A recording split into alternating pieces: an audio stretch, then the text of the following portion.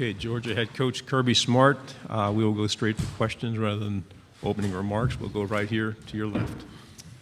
Hi, Coach. Clint White's here, Great American Sports Network in Kansas City.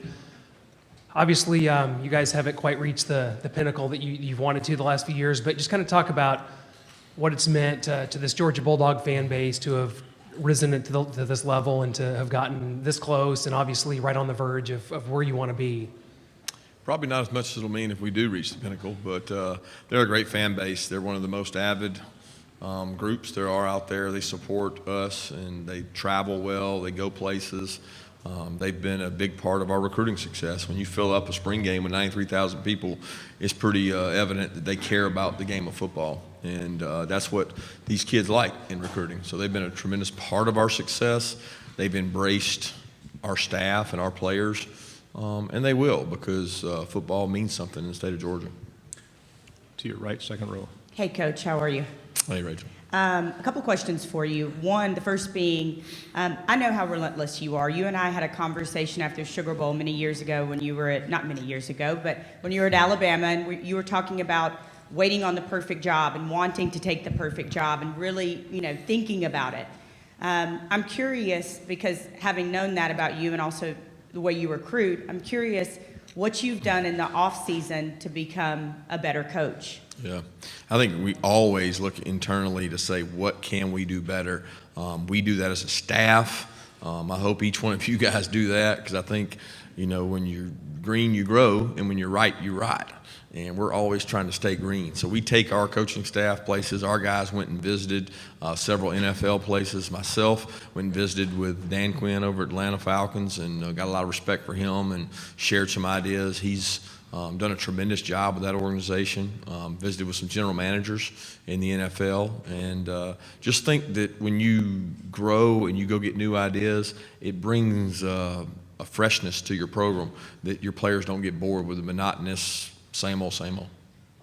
One last one. Yesterday, Commissioner Sankey was talking about, and I really appreciated it, mental health. Mm-hmm. I'm curious, as a coach and somebody who's been around football for a really long time, what are you doing to break that stigma of, hey, I need to be tough, I need to be masculine, not talk about this? What are you doing in your program to address mental health, Coach?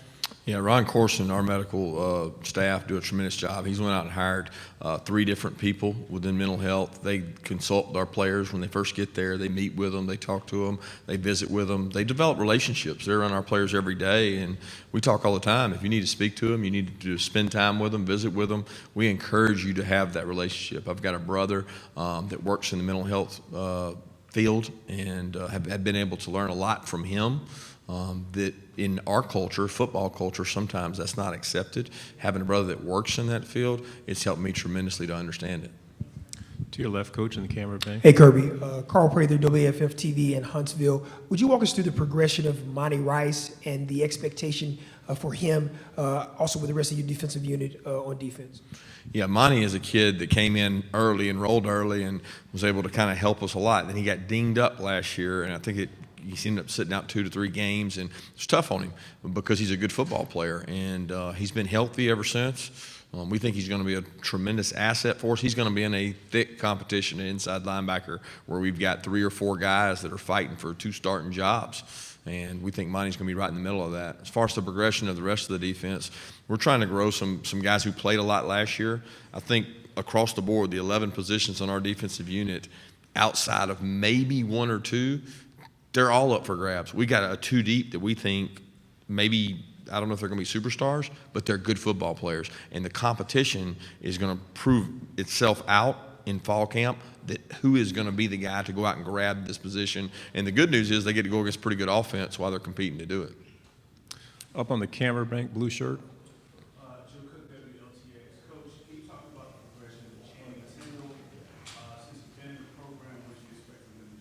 Yeah, Channing was a bright spot for us last year, especially on special teams. He was able to develop. He was a kid that played a lot of outside backer in his high school program, had not played as much inside backer. We put him inside. He's really fast. He was able to play, made some plays in the SEC championship game, and that we kind of developed him as the year went on and felt like, hey, if we're going to get to where we need to go, he's going to have to be a guy that can play on third down for us. He was able to go in and make some plays against Kentucky on third down, made some plays against Alabama on third down, and he's really helped us. Up on the camera bank, and please ask your question loudly. Okay. Hey, Coach Mark. Jake Brummer just in here talking about how he takes his role as a mentor very seriously. I want to know, how have you seen him develop, not just as a quarterback over the last 2 years, but also as a leader and mentor for this team? He does it through his actions. I mean, this guy is the epitome of what college football is about. Number one, he stands up for the right things. He's very strong in his faith. He lives it. I mean, he lives it and he breathes it, and he does that with our players in a way that is not rubbing it in their face.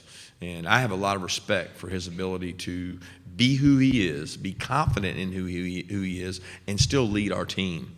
And not create any jealousy while he's doing it. So it's a lot of credit given to his parents and his upbringing, because they have done a tremendous job with all their sons. And he's got a brother that's going to be at Auburn, which creates a unique situation. But he is a great young man. Coach to your left, second row. Coach, you've been involved the last 2 years with 2 unbelievable games, obviously against Alabama. Just kind of talk about what you've learned from those, other than, of course, you probably want to win next time. Yeah, get rid of their backup quarterback, right? I mean, that's part of the plan. But they do a tremendous job, and we haven't finished the way we need to. And to be honest with you, a lot of that goes right here to me. We got to do a better job finishing the game and stay on top of it. And they get some credit for that because they've got a good football program. They've won a lot of football games, and they're a physical team. What I think we've shown is that we can match that physicality. We haven't finished that physicality, but we're not getting shoved around out there. And that's part of the deal against Alabama. You got to be able to go out and play physical. Coach to your right, second row. Hey, Kirby, Brooks Cabina from The Advocate. How do you and your staff personally monitor the NCAA transfer portal just in terms of roster building, and how do you feel other programs do that as well? You know, I'm going to be honest with you guys. There's a bigger deal made of the monitoring of it. I'm not talking about the fact they have the transfer portal, but I mean, I think a lot of people really think that it's this huge, big deal. And at our level in the SEC, I don't think you're going to see a ton of kids going into the portal and coming to the SEC. What you see is grad transfers. You see guys that graduate from their university and then have an opportunity to go anywhere they want, and they choose to come to the SEC. But you'll probably be seeing more guys exiting through the portal than entering through the portal to the SEC. So we don't have to monitor it. I mean, we don't sit there and have a guy look over it and see if there's a player in there that we think can make us better. Then there's that possibility. The problem is you may or may not have that player for a year, where if you go sign a football player and you can bring that player in, he's immediately eligible to play, and he has 3 more years to play after he plays once. When you get a kid out of the portal, he may or may not be eligible, and so it's not an immediate fix per se, unless you know that player is going to be eligible immediately, and that's up to the NCAA. Coach to your left, front row. Kirby West, Blankenship, WXI in Atlanta. Taking you back a few years with this one, what do you remember about Champ Bailey when he played at Georgia? Did you see any future NFL Hall of Fame tendencies when you were, I know you're not going to take the credit for it, but helping him along his way at Georgia? No, I'll be honest. He helped me more than I helped him. I mean, he covered people. He ran fast. He protected me in a lot of ways. But he was younger, and I say younger, a year below me. And then his older brother was almost a mentor, a very good person. I leaned on Ronald. So when I got there, Ronald was there, who was a good mentor for me, a South Georgia kid that came up to Athens. And then when Champ came, I felt like I owed him that same brotherhood. And he and I roomed together on road games, and he and I have stayed close. His son just came over and participated in our football camp. Shockingly, he won the fastest kid there. So it does help to have a father be a Hall of Famer, and my son probably won't be running that fast. But he is a tremendous person. Champ has never changed who he is, what he stands for. Tremendous mom, tremendous family. And it just gives me a sense of pride to see what all he's been able to accomplish, because he's never been a guy that it was about him. You know, he made some really Superman-type plays. I mean, I remember the guy playing receiver in like 98 snaps or something against LSU one year, going both ways. He had to get IV'd at halftime. front row right here. Coach, good morning. Jeff Sintel, AJC Dog Nation. It seems like recruiting has changed a lot since even your first team at Georgia. New signing periods, accelerated timelines, your staff recruits nationally. But it seems like your program is slowing things down, going through its progressions a little bit. Can you just discuss the philosophy of how you guys have looked at a staff and maybe altered the old way to this new cycle? Yeah, it's definitely changed from the first year to now, and that has a lot to do with the signing date. The signing date changed everything. It sped everything up. It made it where if you don't sign guys in December, there may not be guys available. It's like being the back of the grocery store when you're going to get groceries and it's July 4th and they're all gone. So you want to go fill up your basket as soon as you can. We want to make certain we're getting the right kind of people and the right kind of players. I don't think enough is done on a kid's senior year. I think what you'll find in the SEC is maybe 80%, 90% of the teams' spots are full going into the senior season, where I feel like I need to look and see what they do in their senior season, because there's a lot of guys that have played really well. And you look at, Bradley Chubb jumps out to me. He was a kid that was probably under-recruited, but when you watch his senior tape, he was a good senior player, but he'd missed out on some opportunities at some SEC schools. So I would like to be able to evaluate guys longer, but once you have a player that wants to commit that is a really good football player, I think you've got to take that, especially if they've got great academics, because those two go hand in hand at the University of Georgia. So we don't necessarily want to be full, but we want to be able to go out and look at kids their senior year and find out how they're playing. The camera bank in the middle, please speak.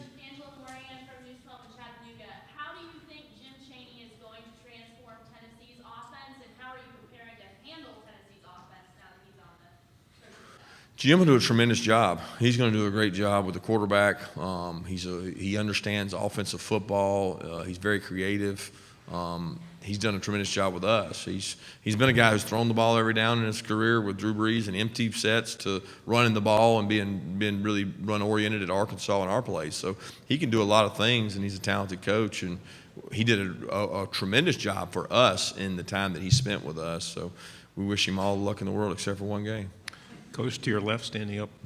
Hi, Coach. Cole Pepper, Channel 4 in Jacksonville. There's been a lot of talk about the future of the Georgia-Florida game in Jacksonville, and a lot of the talk is centered around the impact that it has on recruiting or on-campus visits and so forth. Could you talk specifically about how you think that having that game off-campus in a neutral site has impacted your program and your recruiting efforts? Yeah, I think anytime you look at things from a self-analysis and you say, okay, let's do quality control. How can we get better? How can we grow? How do we improve? All the things that we were talking about earlier, where we go. How do we improve at recruiting? Getting opportunities to put your best foot forward to have people into your home. So you build a $63 million facility at your home location, and you want to develop relationships with kids. Every opportunity you miss to have a kid at your home is an opportunity to get better. We don't look at things from a scope of, well, we had the number 3 or number 2 or number 6 or number 10 recruiting class. That doesn't matter. We're trying to figure out how to get better. And the best way to get better is to have opportunities to present in front of those kids. Down your second row. Brandon Adams from Dog Nation. In 2017, you made the playoff with a quarterback that started the year as your backup. If you were to be thrust in that position again this year, given the fact that Jake was a really highly regarded recruit, is it fair to say that'd be more difficult this year, given that your backup quarterbacks aren't quite the same level of prospect on paper Jake was then, or maybe Justin was a year ago? You know, I don't know that you can go off the rating that Justin was or Jake was. At the end of the day, Justin was a true freshman backup. Jake was a true freshman backup. They both were highly regarded coming in, but I also think that we have a young man who has a lot more experience than either one of them had, being that he had an opportunity to come in for a fall and go through a fall with us. He had a chance to go to a Mississippi JUCO and be able to play, and there's no value greater than going and playing, and he went and played. So you could make the case that we would have a more seasoned veteran guy. Now, is he as talented as those guys? I don't know. I think that's yet to be determined, and I think he continues to get better, and we hope that DeJuan will be able to compete with him for that once he's cleared. Coach to your left, camera bank. Hey, Coach Smart. Simone Eli, CBS 42 in Birmingham. What would you say is the biggest coaching philosophy or belief that you have that you took from your time at Alabama with Coach Saban that you still use today? Oh, man, there's a lot. I mean, I could go on for days, but just the line of scrimmage wins championships, and you got to sign big football players to be successful, whether it's offense or defensive line. We have time for 2 questions. Up on the camera bank in the blue shirt. Coach, one more. I know you're good friends with Will Muschamp. What impresses you about the Gamecocks this year, and how does it maybe the programs has been at? Yeah, the depth he's been able to establish. He does a great job of getting quality players in there. They've had several kids they beat us on, whether they're in their state or our state. They're very relentless in their efforts to recruit. This quarterback impresses me. He's a leader. He's a guy who's played. Anytime you're playing a guy with that kind of experience, it's very similar to Jake, except for he's got 1 whole year on top of that, and they've got some good wideouts coming back with him. Back row, please. When you were kind of riding agency domination, when you were recruiting Dominic Blaylock and George Pickens, what did you see out of them that led you to believe that they could possibly contribute to The biggest thing with each one was competitive nature. They go to a 7-on-7 tournament and they dominate. They go to a camp and they dominate. They go to a high school football game, they're the guy the coach is trying to get the ball to. So more than intangibles of vertical leap, 40-yard dash, hand size, just the fact that those guys are taking over opportunities when given the opportunity. Now, they're going to get thrust into a different world when they go out there against SEC level competition. And the biggest change for a kid like that is that now this defensive back is in my face and he's talented. At high school level, a lot of times those guys see off coverage. They don't have people get up on them because they can't physically match up with them. People will match up with them in our league, and they got to get used to that. Thank you, Coach Mark. Thank you, Appreciate guys. your time.